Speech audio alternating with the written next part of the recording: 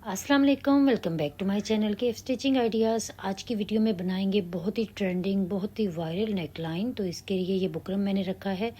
सबसे पहले बुकरम की लंबाई चौड़ाई आपको दिखाई है 5 इंच एंड 8 इंच, और यहाँ से चौड़ाई नेक की जो है वो 4 इंच पे निशान लगाएंगे। उसके बाद अब लंबाई में मैं इसके 4 पे ही निशान लगाया है।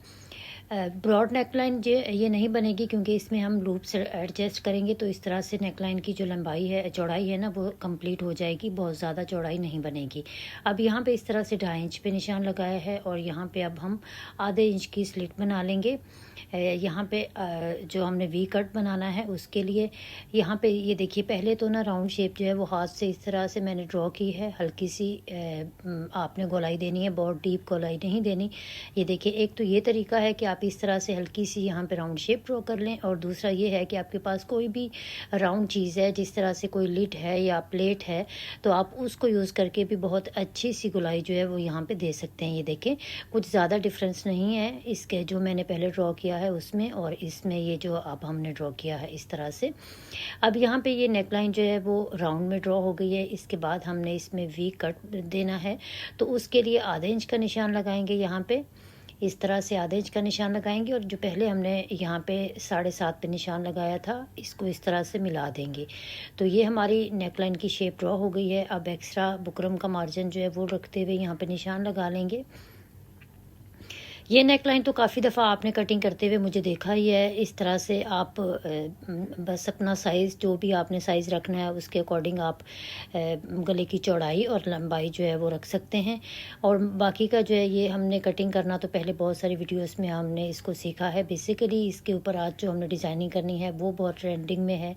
जो डोरियाँ बना के जो डिज़ाइनिंग आजकल हो रही है, बहुत बड़े बड़े ब्रांड्स पे ये वाली डोरियाँ जो है वो लगी हुई होती हैं नेकलाइन पे, और एक जस्ट डोरी और बटन से अटैच करने से नेकलाइन की जो लुक है ना वो बहुत ही ब्रांड स्टाइल बन जाती है। अब इस तरह से नेक की कटिंग कर ली है। सारा बुकरम एक्स्ट्रा जो है वो हमने कट कर लिया है। अब इस तरह से नेकलाइन को अलग कपड़े पे हमने पेस्ट कर लिया, और जो इसका एक्स्ट्रा कपड़ा है मार्जिन जो है वो इस तरह से हम इसको कवर कर देंगे। आप चाहें तो आप यहाँ पे ग्लू स्टिक वगैरह भी लगा के इसको फोल्ड कर सकते हैं इस तरह से, लेकिन मैं यहाँ पे सिलाई ही लगा दिया करती हूँ। अगर नेकलाइन को राइट साइड पे टर्न करना हो तो फिर मैं यहाँ पे ग्लू स्टिक लगा लेती हूँ, अदरवाइज़ यहाँ पे सिलाई ही चला देती हूँ। अब यहाँ पे ये हमारा कपड़ा जो है ये फोल्ड हो गया है। अब इसके बाद ना हमने बुकरम के साथ साथ एक और सिलाई लगानी है यहाँ पे इस तरह से।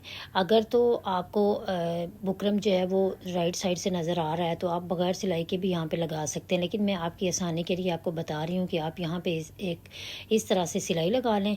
बिल्कुल बुकरम के साथ साथ इस तरह से आप सिलाई लगा लें। जहाँ जहाँ पे आपने लूप्स या जो भी आपके पास एक्सेसरीज़ आपने अटैच करनी है ना इसमें, तो यहाँ पर आप पहले सिलाई लगा लें। फिर उसके बाद अब इसको, ये देखें, ये मेरे पास लूप्स पड़े हैं। लूप्स को इस तरह से अगर हम स्टिचिंग के साथ, सिलाई के साथ अटैच करें तो बड़ी आसानी से हो जाते हैं, लेकिन बहुत ज़्यादा सिलाइयाँ जब हम गले पे लगाते हैं ना इस तरह से, तो गला जो है ना वो इकट्ठा सा हो जाता है कपड़ा, और बुकरम भी हमारा जो है वो भी थोड़ा इकट्ठा सा हो जाता है। तो इसलिए बेहतर है कि आप इस तरह से ना, अगर आपके पास लूप्स हैं तो आप उनको इस तरह से जैसे भी एडजस्ट आपने करना है। जैसे कि मैं यहाँ पे 2 पिंक रख रही हूँ लूप्स, एक ग्रीन कलर में रख रही हूँ।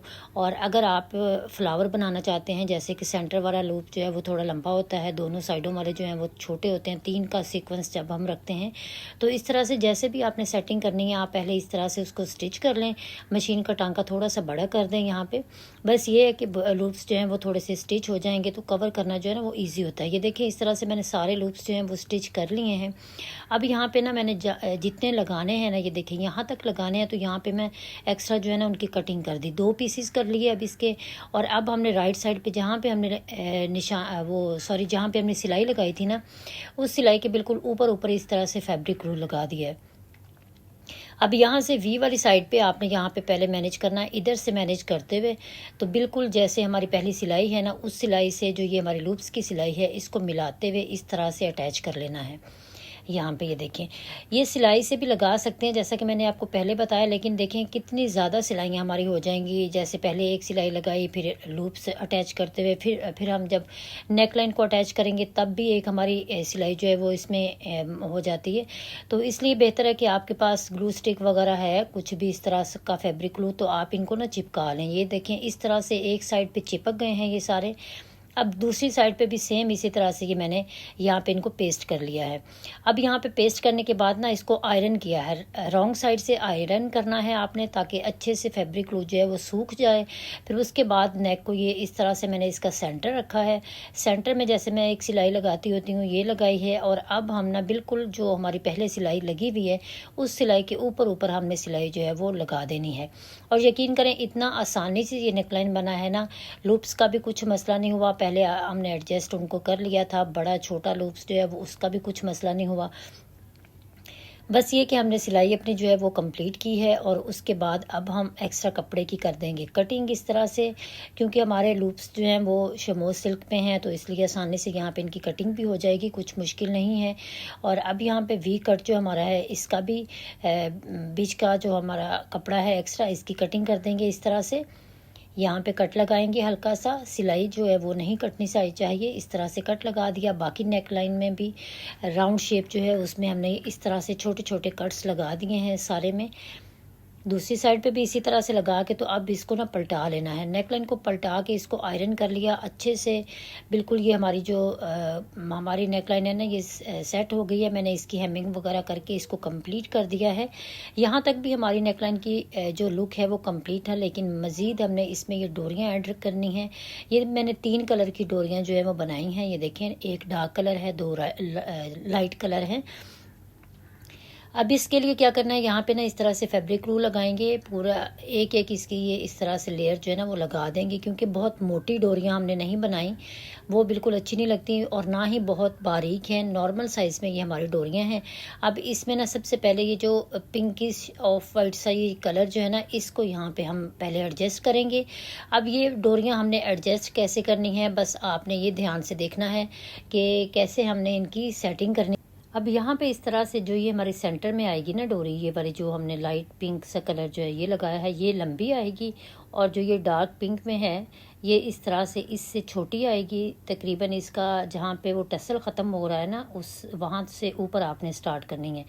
تو یہ اس طرح سے فلاور سا نیچے ان کی جو ٹسلز ہیں نا ان کا بن جائے گا. بس یہ کہ ٹسلز کی جو آپ نے سیٹنگ ہے نا وہ اس طرح سے کرنی ہے.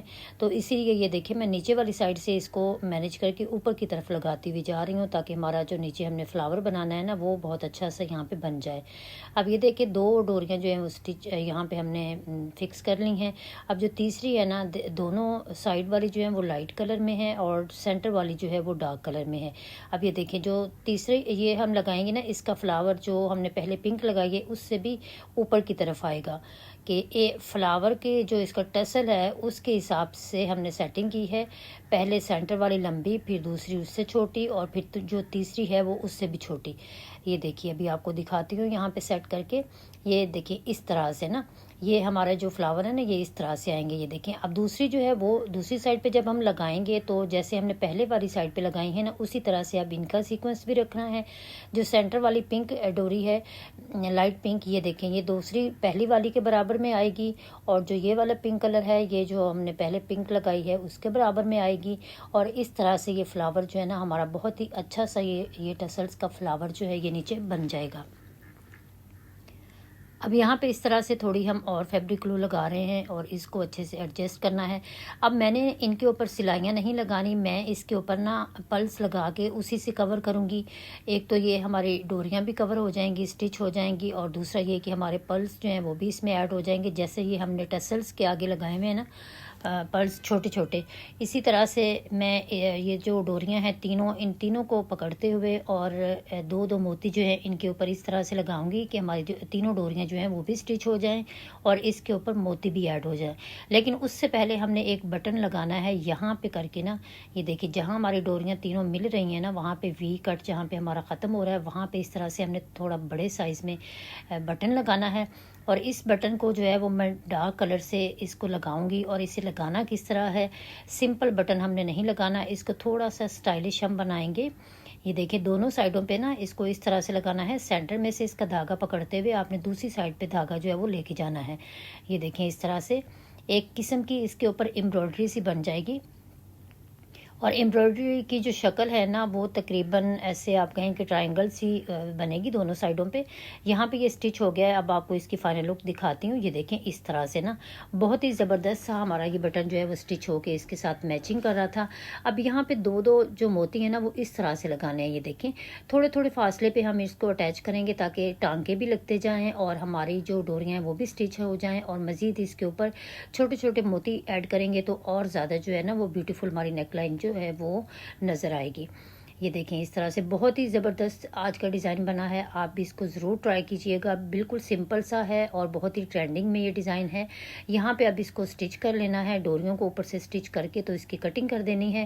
اب آپ کو اس کی فائنل لک دکھاؤں گی۔ امید ہے آج کی ویڈیو آپ کو بہت پسند آئے گی۔ ویڈیوز پسند آتی ہیں تو please subscribe my channel, videos کو لائک اور شیئر کر دیا کریں۔